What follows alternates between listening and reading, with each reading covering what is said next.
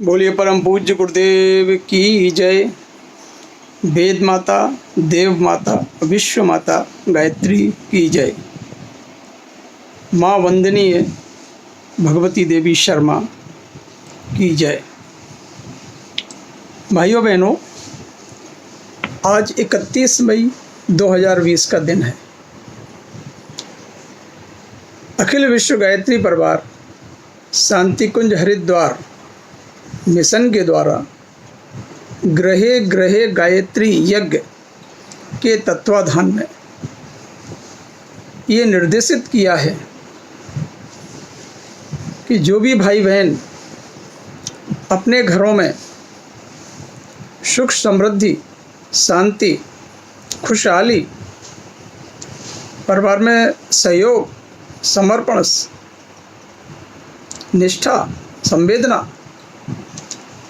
ये सब घर के अंदर आए, घर में एक अच्छा माहौल अच्छा वातावरण का निर्माण हो, इस हेतु आज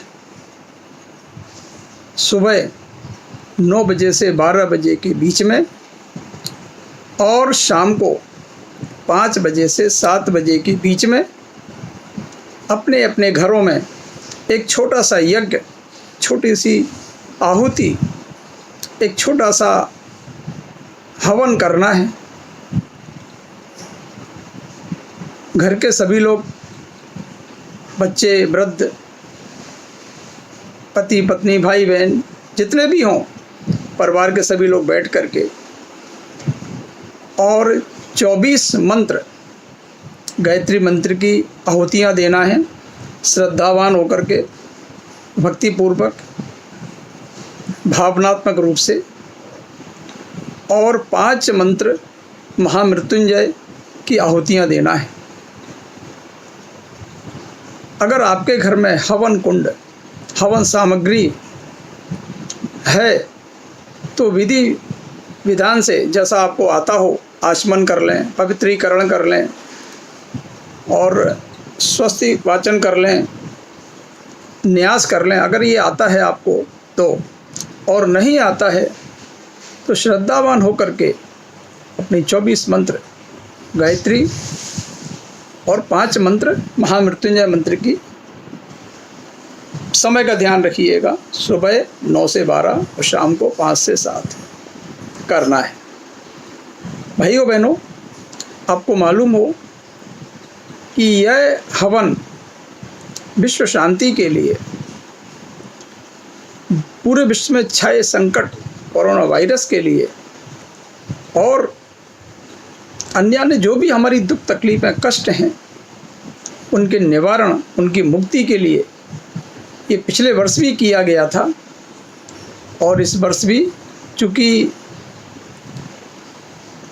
इस समय कोरोना वायरस की वजह से लोग घरों में हैं, इसलिए अपने अपने घरों में ही अपने अपने परिवार के साथ के बैठ कर के ये हवन को, यज्ञ को संपन्न कर सकते हैं। आपको मालूम हो कि यह महायज्ञ पूरे विश्व में 110 देशों में एक साथ एक ही समय पर और 10 लाख घरों में ये किया जा रहा है। तो आप भी अपनी इस महासमर में इस आहुति, अपनी एक आहुति जरूर दें और उसका लाभ अपने जीवन में स्वयं देखें। तो अवश्य करें। मेरी आप लोगों से एक करबद्ध निवेदन है कि ज़रूर करिएगा और अपने घर में सुख शांति समृद्धि लाइएगा। जय गुरुदेव, जय वेद माता गायत्री। चलिए एक आपको अच्छा सा प्रसंग सुनाता हूँ कि सीमक के बारे में लोग कहते थे। सीमक एक प्रसिद्ध विद्वान हुए हैं कि ये कृपण थे, लेकिन वो कृपण नहीं थे, वो कितने उदार मना थे। इस प्रसंग के माध्यम से मैं आपको बताना चाहता हूँ। सीमक दुष्कर ज्वर से पीड़ित थे उनके परिवार ने उनके लिए महंगी औषधियों की व्यवस्था का प्रस्ताव रखा, परंतु उन्होंने उसे अस्वीकार कर दिया। कारण पूछने पर वे बोले, औषधि का कार्य विष के प्रभाव को रोकना है। रोग को नष्ट करने का कार्य प्रकृति स्वयं करती है, इसलिए औषधि नगण्य मात्रा में ही लेनी चाहिए। उनका उत्तर सुन लोगों को ऐसा लगा कि वे अत्यंत कृपण हैं, इसलिए उन्होंने महंगी औषधियों को लेने से इनकार कर दिया। कुछ समय बाद उनका ज्वर अपने आप सही हो गया। उन्हीं दिनों आचार्य महीधर ने कठिन परिश्रम से वेदों का भाष्य किया था। आचार्य का मनोभाव यह था कि उनके द्वारा रचित भाष्य घर घर पहुँचे, परंतु धनाभाव के कारण उनकी यह इच्छा पूर्ण नहीं हो पा रही थी।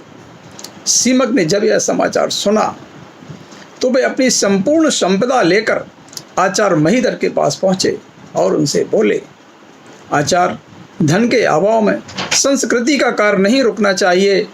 आप मेरी संपूर्ण संपदा ले लें, परंतु इस भाष्य को जन जन तक अवश्य पहुँचाएं। तब लोगों को यह पता चला कि वे कितने उदार मना थे।